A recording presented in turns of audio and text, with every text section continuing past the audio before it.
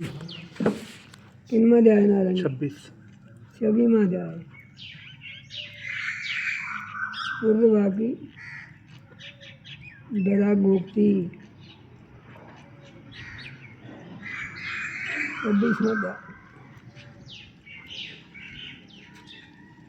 भगवान श्री कृष्ण कहते हैं उद्धव जी, एक एक लफ्ज सुनने वाला है।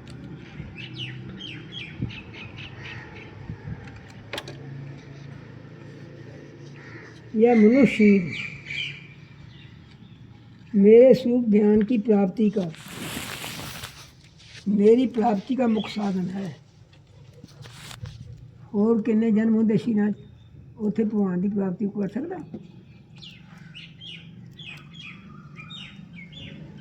यही शील मिले तो चाहे भगवान ले लो, चाहे भोगा ले लो, चाहे मुड़ के जन्म पाओ, चाहे भगवान मिल लो जाके, चाहे देवलोक में चल जाओ। मुख्य साधन है। इसे पाकर जो मनुष्य सच्चे प्रेम से मेरी भक्ति करता है, वह अंतःकरण में स्थित मुझ आनंद स्वरूप परमात्मा को प्राप्त हो जाता है। अपने अंतःकरण के अंदर ही है वो, उसको प्राप्त हो गया तो गल खत्म हो गई। जीवों की सभी योनियाँ, सभी गतियाँ त्रिगुणमयी हैं। सतराजतम जीव ज्ञान निष्ठा के द्वारा उनसे सदा के लिए मुक्त हो जाता है। ज्ञान हो गया तो सब दुनिया तो मुक्ति। सत राजादि गुण जो दिख रहे हैं ये वास्तविक नहीं है, माया मात्र है। किन्होंने कई ध्यान से बात कही है, ये मन की कल्पना है सारी बात। एक गल ने मनी क्रोध आ गया तो तमोगुण आ गया, अपना काम करने लग पाया तो रजोगुण आ गया, चढ़ के समझो कि लड़ाई झगड़ा कर लिया तमोगुण आ गया। मन की वृत्तियां ना नाटक मारे बहुत बड़ा है। ये तो बंदा फिर समझ नहीं सकती, समझना विचार करूँ तो समझू ना। हम जन के थोड़ा फलावे इन्ना माया का चाहे किन्ना भला होवे, जादूगर का किन्ना भला होंदा, वो तो समझते नहीं पे है कि उत्थे कुछ होंदा। फिर वो आदमी की गर्दन कट दिंदा।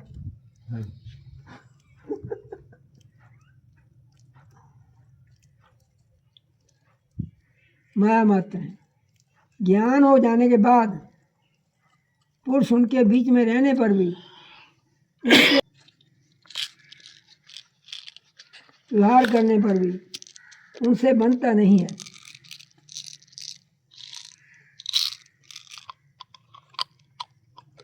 वो समझ लेता मेरा कोई है ही नहीं। इसका कारण यह है कि उन गुणों की वास्तविक सत्ता ही नहीं है। सतराज तम की विचार को ठाडे कितनी देर रहते हैं?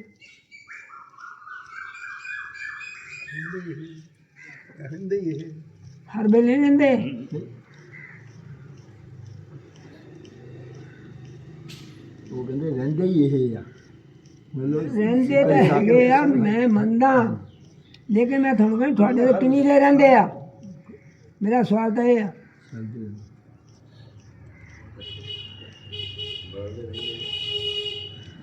ये बलते रहते हैं, किसी ने कुछ भी नहीं रहता, निर्विकल्प हो जाता है।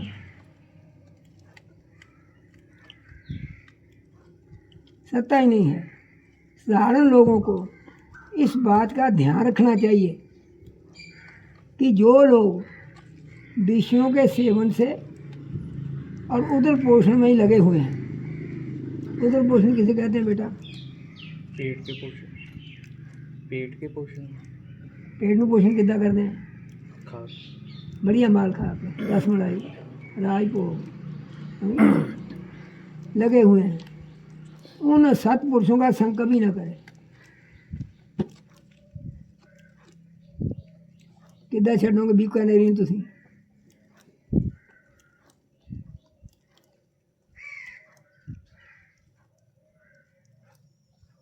कभी न करे, क्योंकि उनका अनुगमन करने वाले पुरुष की वैसी दुर्दशा होती है जैसे अंधे के सहारे चलने वाले अंधे की।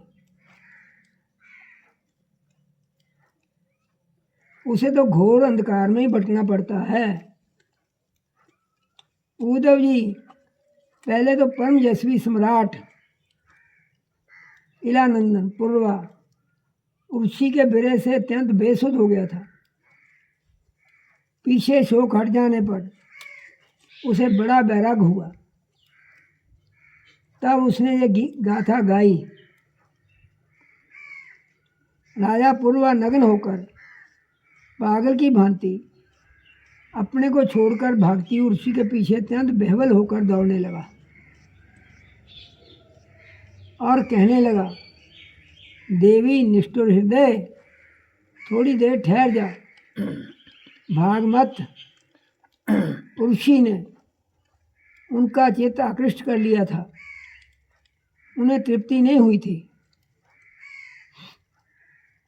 वे क्षुद्र विषयों के सेवन में इतने डूब गए थे कि उन्हें वर्षों की रात्रियां ना जाती मालूम पड़ी ना आती हुई। आपको तो मालूम होती है ना, इधर की देखना प्रश्न तो तेन किया मैं, तेन मालूम पड़ती है। सबका ये हाल है। विषय जैसा थक बंदा पता नहीं लगता, ना जाती मालूम पड़ी ना तो आती। पूर्वा ने कहा, हाय हाय, भला मेरी मूर्ता तो देखो, काम वासना ने मेरे चित्त को कितना कलुषित कर दिया। उर्वशी ने अपनी बाहुओं से मेरा ऐसा गला पकड़ा कि मैंने आयु के ना जाने कितने वर्ष खो दिए। ओह, विस्मृति की भी एक सीमा होती है। हाय हाय, इसने मुझे लूट लिया। सूर्य अस्त हो गया है या उदित हुआ है, ये भी मैं ना जान सका। बड़े खेद की बात है कि बहुत से वर्षों के दिन पर दिन बीतते गए और मुझे मालूम तक न पड़ा। अहो, आश्चर्य है। मेरे मन में इतना मोह बढ़ गया कि जिसने नरदेव शिखामणि चक्रवर्ती सम्राट मुझ पूर्वा को भी स्त्रियों का कीड़ा मरेगा खिलौना बना दिया। तुम भी खिलौने बने हो कि नहीं? कई तो बने हुए ने। बोलता नहीं पता की गल को सोदा साढ़े को आके बह जाता।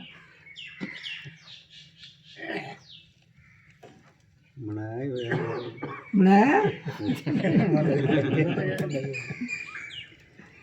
खिलौना बना दिया। देखो, मैं प्रजा को मर्यादा में रखने वाला सम्राट हूँ। वह मुझे और मेरे राजपाट को तिनके की तरह छोड़कर जाने लगी और मैं पागल होकर नंग धड़ंग रोता बिखरता उस स्त्री के पीछे दौड़ पड़ा। हाय हाय, ये भी कोई जीवन है। मैं गधे की तरह धुलतियाँ सह कर भी इसी के पीछे पीछे दौड़ता रहा। फिर मुझ में प्रभाव, राजा का प्रभाव होता है ना, तेज ना प्रभाव रहा ना तेज रहा। और स्वामी तत्व किसे कहते हैं? राजा प्रजा का मालिक होता है, स्वामी होता है ना। स्वामी तत्व भला कैसे रह सकता है? इसी ने जिसका मन चुरा लिया है उसकी विद्या व्यर्थ है, उसकी तपस्या व्यर्थ है, उसका त्याग व्यर्थ है और छात्राभ्यास से भी कोई लाभ नहीं है उसको, कि जिन्हें मर्जी ग्रंथ पढ़ता रहे। और इसमें संदेह नहीं कि उसका एकांत सेवन और मौन भी निष्फल है। मुझे अपनी हानि लाभ का पता नहीं, फिर भी अपने को बहुत बड़ा पंडित मानता हूँ। मुझ मूर्ख को धिक्कार है। हाय हाय, मैं चक्रवर्ती सम्राट होकर भी गधे और बैल की तरह इसी के फंदे में फंस गया। मैं वर्षों तक उर्वशी के होठों की मादक मदिरा पीता रहा, पर मेरी काम वासना तृप्त न हुई। ध्यान करो, सच है, कहीं औतियों से अग्नि की तृप्ति होती है? दृष्टांत साथ ही दे दिया। उस उल्टा ने मेरा चित्त चुरा लिया। नारायण। आत्मा राम जीवन मुक्तों के स्वामी इंद्रियातीत भगवान को छोड़कर और ऐसा कौन है जो मुझे उसके फंदे से निकाल सके?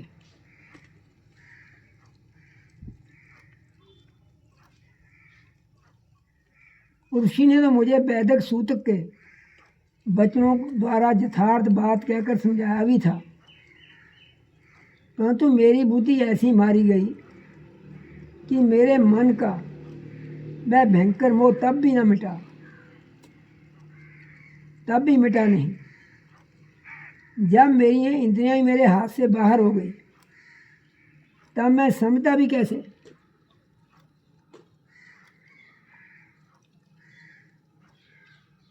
जो रस्सी के स्वरूप को ना जानकर उसमें सर्प की कल्पना कर रहा है और दुखी हो रहा है,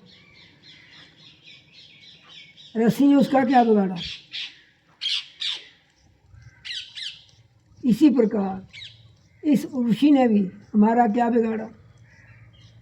क्योंकि स्वयं मैं ही अजितेंद्रिय होने के कारण अपराधी हूँ। इंद्रियों को मैंने जीता नहीं। कहाँ तो यह मैला कुचैला दुर्गंध से भरा हुआ पवित्र शरीर अब नजर आया ना? पिंगला वैश्य ने भी यही कहा था कि ये पुरुष मेरे को क्या देंगे, तो खुद पवित्र है, बाल मूत्र के भांडा।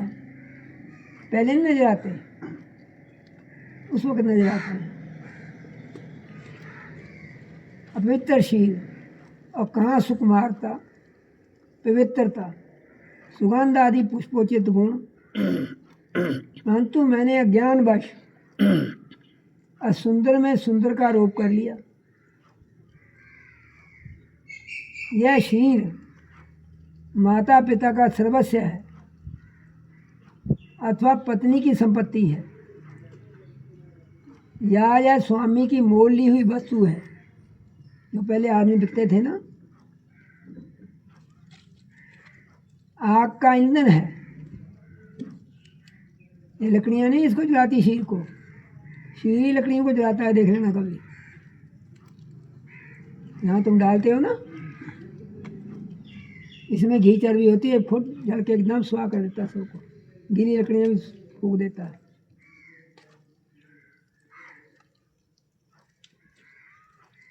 अथवा कुत्ते और गीतों का भोजन है, बाहर रह जाएगा। इसे अपना कहें या संबंधियों का? यह अपना है कि भाइयों का, संबंधियों का है? किसका है ये? अपना। उसने कहीं अपना है,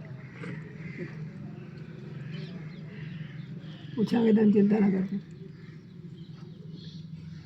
अथवा कुत्ते और गीदों का भोजन है, इसे अपना कहें अथवा संबंधियों का। बहुत सोचने विचारने पर भी कोई निश्चय नहीं होता।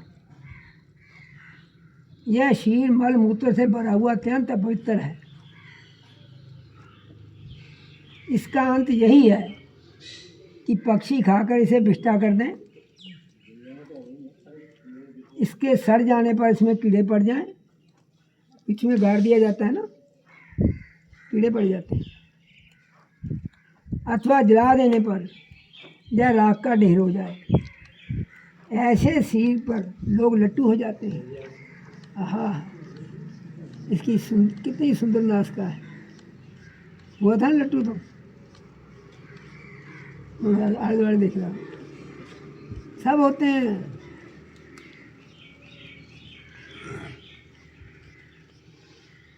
अब इतने जी में चढ़ते चुमने होते थे।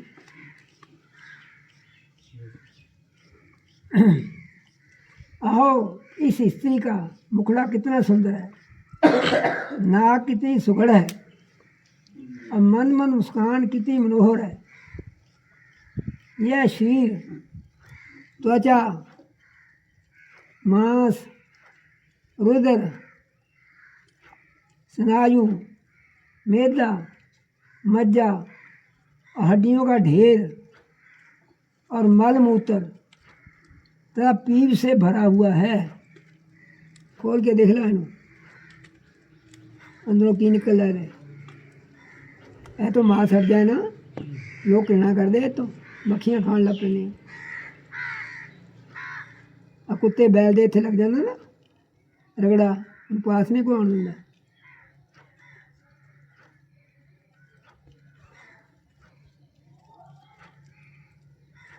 यदि मनुष्य में रमता है तो मल मूत्र के कीड़ों में और उसमें अंतर ही क्या है।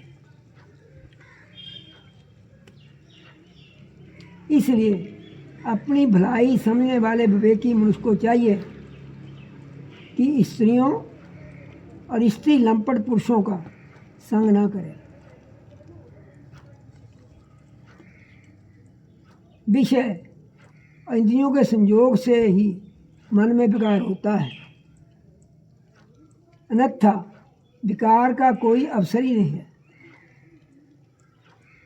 जो वस्तु कभी देखी या सुनी नहीं गई उसके लिए मन में विकार नहीं होता। जो लोग विषयों के साथ इंद्रियों का संयोग नहीं होने देते उनका मन अपने आप निश्चल होकर शांत हो जाता है। अतः वाणी, कान और मन आदि इंद्रियों से स्त्रियों और स्त्री लंपटों का संग कभी नहीं करना चाहिए। मेरे जैसे लोगों की तो बात ही क्या है। बड़े बड़े विद्वानों के लिए भी अपनी इंद्रियां और मन विश्वसनीय नहीं है। इतने विश्वास किया जा सकता है, विश्वसनीय नहीं है।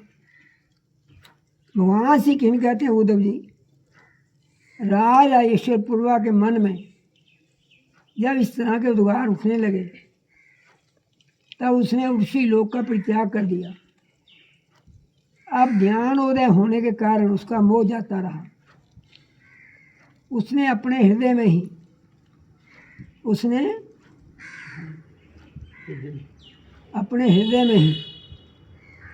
आत्म स्वरूप से मेरा साक्षात्कार कर लिया और वह शांत भाव में स्थित हो गया। इसलिए बुद्धिमान पुरुष को चाहिए कि पूर्वा की भांति कुसंग छोड़कर सत्पुरुषों का संग करे। संत पुरुष अपने सदुपदेशों से उसके मन की शक्ति नष्ट कर देंगे। संत पुरुषों का लक्षण ये है कि उन्हें कभी किसी वस्तु की अपेक्षा नहीं होती। उनका चित्त मुझ में लगा रहता है। उनके हृदय में शांति का आगाध समुद्र लहराता रहता है। वे सदा सर्वदा सर्वत्र सब में सब रूप से स्थित भगवान का ही दर्शन करते हैं सब जगह। उनमें अहंकार का लेश भी नहीं होता। फिर ममता की तो संभावना ही कहाँ है। वे सर्दी, गर्मी, सुख, दुख आदि द्वंद्वों में एक रस रहते हैं तथा बौद्धिक, मानसिक, शारीरिक और पदार्थ संबंधी किसी प्रकार का भी परिग्रह नहीं रखते। भाग्यवान उद्धव जी, संतों के सौभाग्य की महिमा कौन कहे। उनके पास सदा सर्वदा मेरी लीला कथाएं हुआ करती हैं। मेरी कथाएं मनुष्यों के लिए परम हितकर हैं। जो उनका सेवन करते हैं उनके सारे पाप तापों को वे धो डालती हैं। जो लोग आदर और श्रद्धा से मेरी कथाओं का श्रवण, गान और अनुमोदन करते हैं वे मेरे प्राण हो जाते हैं और मेरी अन्य प्रेममयी भक्ति प्राप्त कर लेते हैं। उद्धव जी, मैं अनंत, अचिंत्य, कल्याणमय गुणों का आश्रय हूँ। मेरा स्वरूप है केवल आनंद, केवल अनुभव, विशुद्ध आत्मा। मैं साक्षात परब्रह्म हूँ। जिसे मेरी भक्ति मिल गई वह तो संत हो गया। अब उसे कुछ भी पाना शेष नहीं है। उनकी तो बात ही क्या है। जिसने उन संतों पुरुषों की शरण ग्रहण कर ली उसकी भी कर्म जड़ता, संसार भय और अज्ञान आदि सर्वथा निवृत्त हो जाते हैं। भला जिसने अग्नि भगवान का आश्रय ले लिया है उसे शीत किसे कहते हैं? आहो, यानी देर लाते उसे शीत, भय अथवा अंधकार का दुख हो सकता है क्या? जो इस घोर संसार सागर में डूब उतरा रहे हैं उनके लिए ब्रह्म वेता और शांत शांति एकमात्र आश्रय हैं। जैसे जल में डूब रहे लोगों के लिए दृढ़ नौका, जैसे अन्न से प्राणियों के प्राण की रक्षा होती है, जैसे मैं ही दीन दुखियों का परम रक्षक हूँ, जैसे मनुष्य के लिए परलोक में धर्म ही एकमात्र पूंजी है, वैसे ही जो लोग संसार से भयभीत हैं उनके लिए संत जन ही परमाश्रय हैं।